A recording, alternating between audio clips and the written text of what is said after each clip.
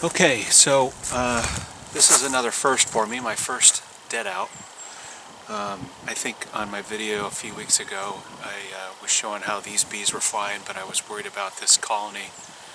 A couple of things that I did wrong is during the month of September, or well actually in August, we had a real strong rain season, and so the goldenrod came out really strong, so there wasn't really a need to feed. And then in September the weather dried up.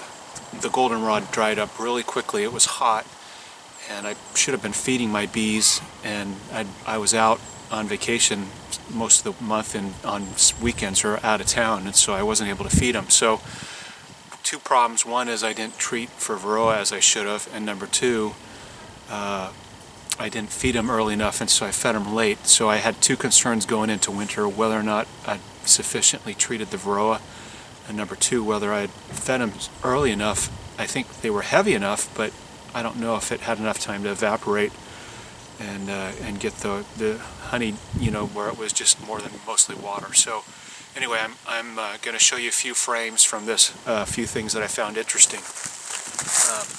One of the things that was interesting is, and I noticed this before I closed the hive up, is the number of hive beetles. And you can see in this video, let me just see if I can, those dark areas right in here, you can see all of the hive beetles that are dead, and have the bees must have herded them in to this area, but there's a number of them there, and you can see there's plenty of liquid nectar slash honey on this frame. This is just, and there's a few, you can see a few of the dead bees. They must have been herding these over when they died. Interesting that there's a couple of queen cells, queen cups right there. So this is where the cluster was on the next couple of frames. It's interesting, they're on both sides. You can kind of see, again, they weren't starving to death though, because there's just, this thing's just full of nectar, and in fact on this outside frame, you can see there's just a bunch of sealed honey, so capped honey. Anyway, so you kind of have this small little cluster on this frame, and then on the other side a few more bees, and they're all dead.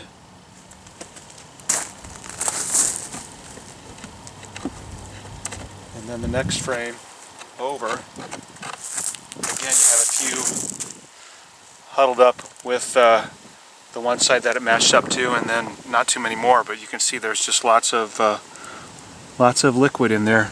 There's another queen cup. But this hive has plenty of resources in it. These frames, you can feel the weight. They have quite a bit. This one's just full of nectar. And I had a feeder on here, so it wasn't food.